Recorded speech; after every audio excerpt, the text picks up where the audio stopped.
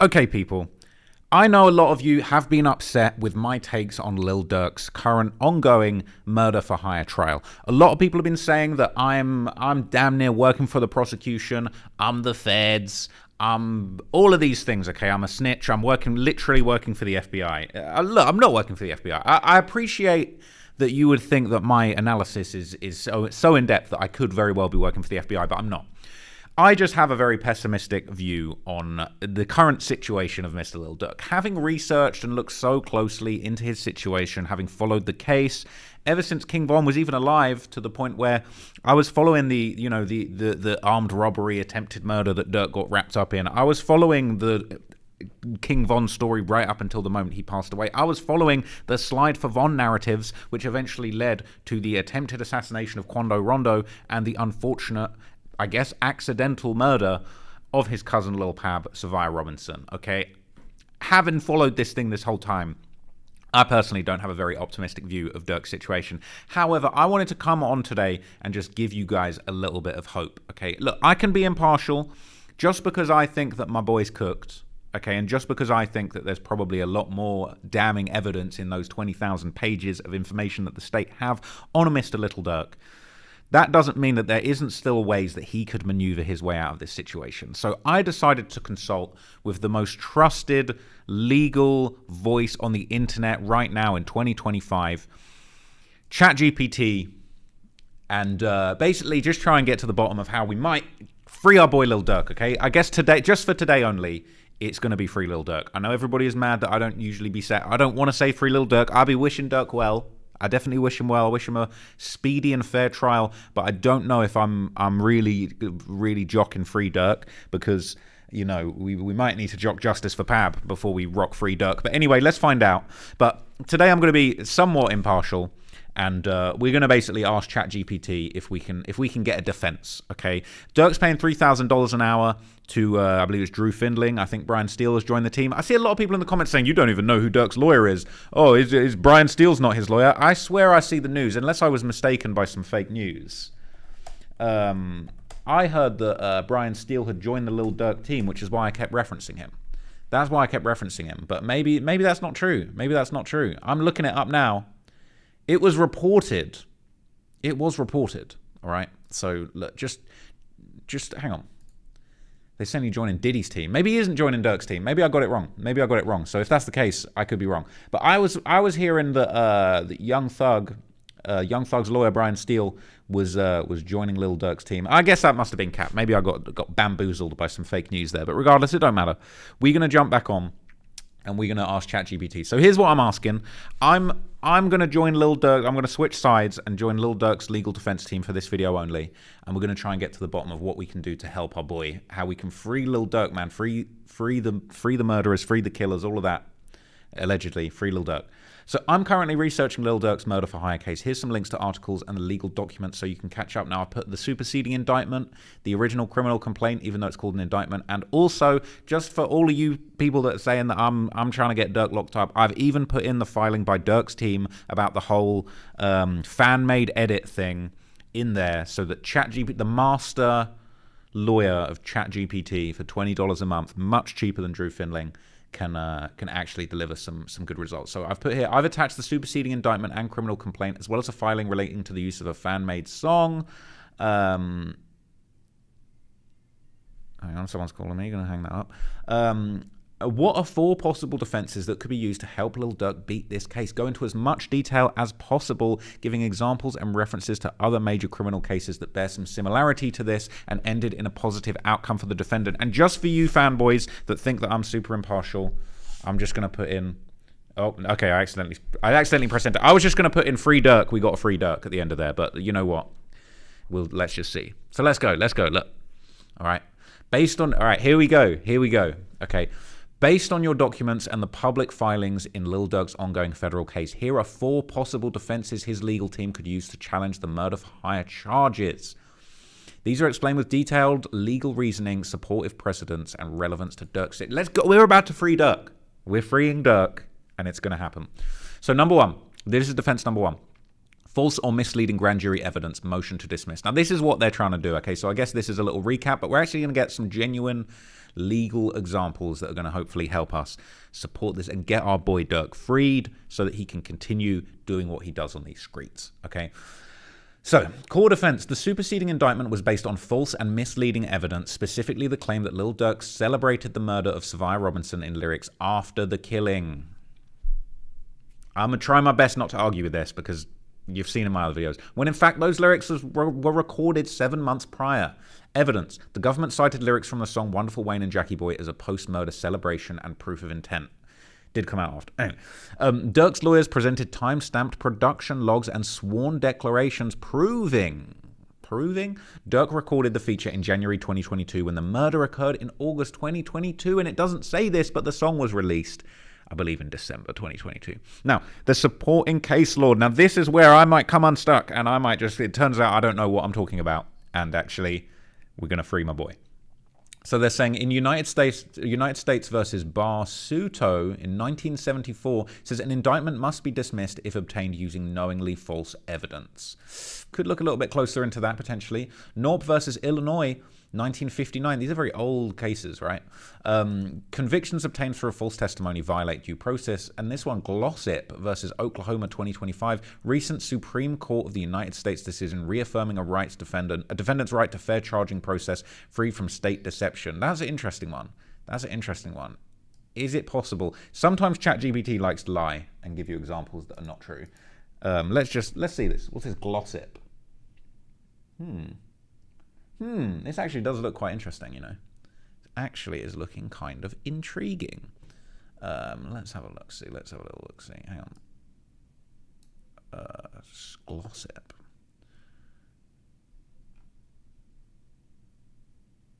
It's a murder for hire case for sure.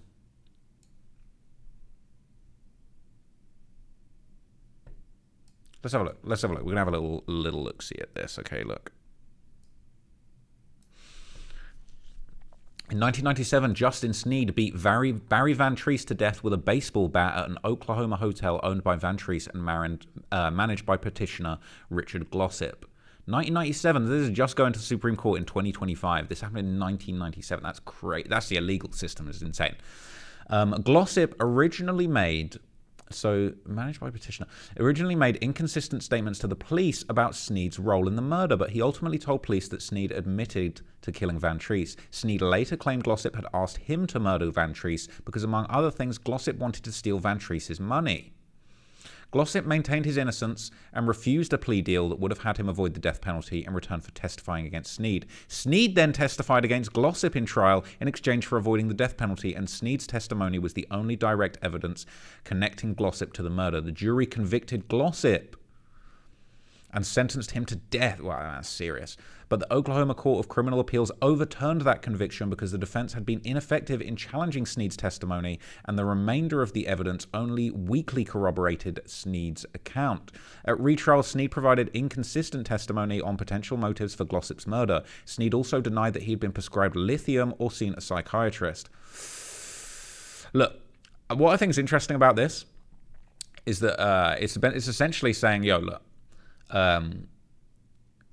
so he testified, so the appeals court overturned the conviction because the defense had been ineffective in challenging Sneed's testimony, and the remainder of the evidence only weakly corroborated Sneed's account. Now, here's where we're going to go full-blown free Durk, okay? Because look, I'm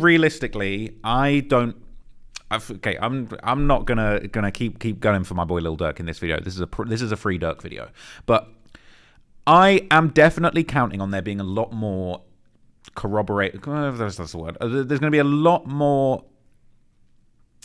Is evidence the word? There's going to be a lot. There's going to be snitches. There's going to be witnesses. There's going to be other documents. There's going to be iCloud messages when it fully comes to trial. This 20,000 pages of documents, or whatever that they say, hundreds of gigabytes of evidence they supposedly have against Lil Durk. Now, I personally am believing that there's going to be a lot more things in there. But if we're looking at this case, it's basically saying that, they overturned this original conviction because essentially they said the defense had been ineffective in challenging the testimony, and the remainder of the evidence only weakly corroborated the account. So this is what I'm trying to say. This is the free Durk narrative that we're looking for, is that essentially forget this song, the fan-made edit thing. if there's not really anything that they can put together with these witness testimonies, if there's a snitch and he's saying, yo, Durk told me we finna slide on Quando and we got the low and I jumped on the jet with the other shooters and we got it done. And I'm trying to snitch. I'm trying to get out of this. Let's put Durk under the jail. If that's what's going on, but there's not anything else, if there isn't any iCloud message to support that, if there isn't any song lyrics that we can use to support that, if there isn't any location data, all of these things, yeah, I would say a smoking gun is the fact that Durk was in LA at the time. But then again, that could be a coincidence. Sure, let's set common sense aside for a second. It could all be a complete coincidence, and someone else could be responsible. So I do think that this sort of thing actually does give us a potential argument for Lil Durk being able to beat this thing. It depends how solid these witnesses and snitches and statements are in combination with the other stuff that we already know. So there you go. All right, there you go, Durk stands. There's a little nugget for you there. So let's keep going. So the impact, if the court finds the grand jury was misled by the timeline manipulation, the entire indictment could be dismissed. Now, I'm not sure if that is going to be the case, but let's go on because we're going to have 4 different defenses. All right, I might have to join Durk's legal team now because I know I can play both sides like that. So number 2, no direct evidence linking Durk to the murder plot, insufficient nexus. Okay, so the core defense will be the government lacks direct proof that Durk specifically ordered or financed the hit on Quando Rondo, beyond circumstantial associations with OTF and coded text. Now, this is very important because a lot of what we're seeing in the original indictment is basically saying Lil Durk said in coded language that he would be putting a bounty on Quando Rondo. We haven't seen what that is. We haven't seen if that's an iMessage, a tapped conversation, a second-hand testimony from a snitch that's currently on the case. We don't actually know how exactly Lil Durk supposedly put up the bounty, because that's in the indictment. It's not a case of like, oh, this whole thing, this is why it's a murder for hire. This was allegedly put into works by Lil Durk offering some kind of reward or bounty or whatever, allegedly. All right, but we don't know the proof. We haven't seen the proof of that yet. And so here's the arguments for it, right? If there's no wiretaps, direct instructions, or money transfers from Lil Durk himself, can you really say that he ordered this hit? Can you really say that he commissioned a murder for hire? Co-conspirators allegedly used OTF-associated funds and credit cards, but there was no proof that they were under his immediate control at the time. Now, that's a good point. Lil Durk saying, don't use my cards. Now, this is what Remo was saying the other day. We're free Durk today. I'm not going to say that I disagree. What Remo was saying was that, look, you could be telling your homies, don't use credit cards. Like, don't use my credit card. They might be using his credit cards for all kind of taking girls out. You know what I'm saying? Renting Lambos, all type of. It might be just, yo, don't you using my card for nothing. That don't necessarily mean, yo, do the murder, but don't use my card, right? So if we're going free Durk mode, that could look out for him. Okay. No, if there's no proof that these OTF hitters were under his immediate control at the time, you know what I'm saying? Maybe. So, and his don't book flights under names involved with me message is vague and not necessarily criminal. I'm convincing myself now we might actually genuinely be free Durk. So here's supporting cases, right? United States versus Lorenzo, 1993. Conspiracy charges require overt acts with knowing participation, not mere association. Okay, so look.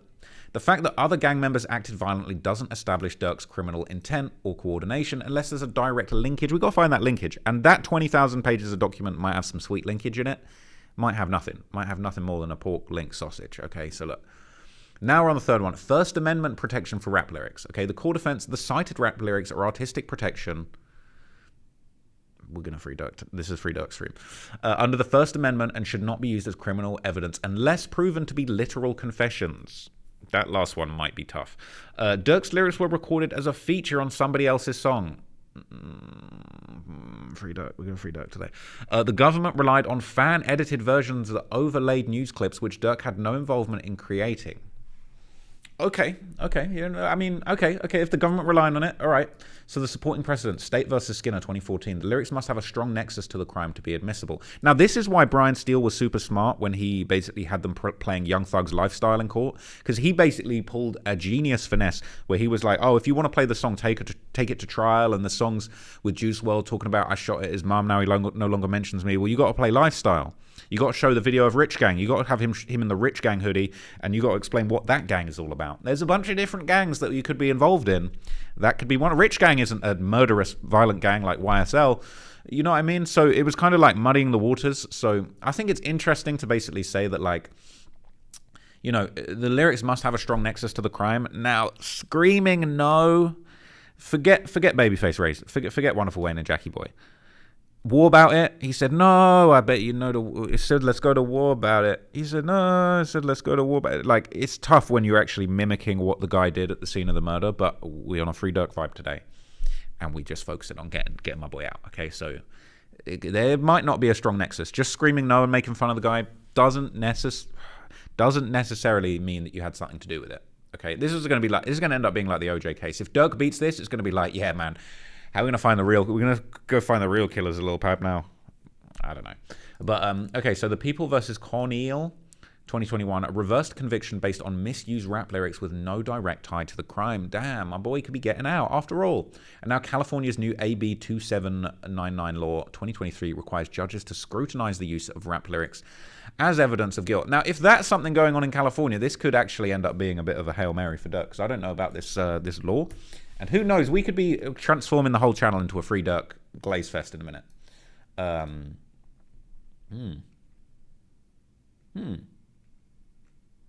mean, I don't know. That precedent actually looking pretty good for my man Durk. We could look into that more later on down the line. Let me know in the comments, man. Hit the like button and let me know in the comments if you want me to look deeper into some of these defenses. Because look, we could just make a deal with the devil and just do everything we can to get our boy Durk out, if that's really what the fans are looking for. If that's really what you want, okay, I'll set my integrity, my personal beliefs aside, and we'll just focus on freeing our man Durk so we can get another album. All right, that could be what we're doing.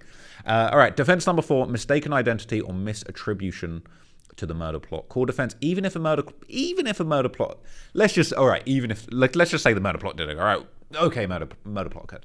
Durk may have been misidentified as co-conspirator 1. I don't know if that's quite how it's being explained, but okay.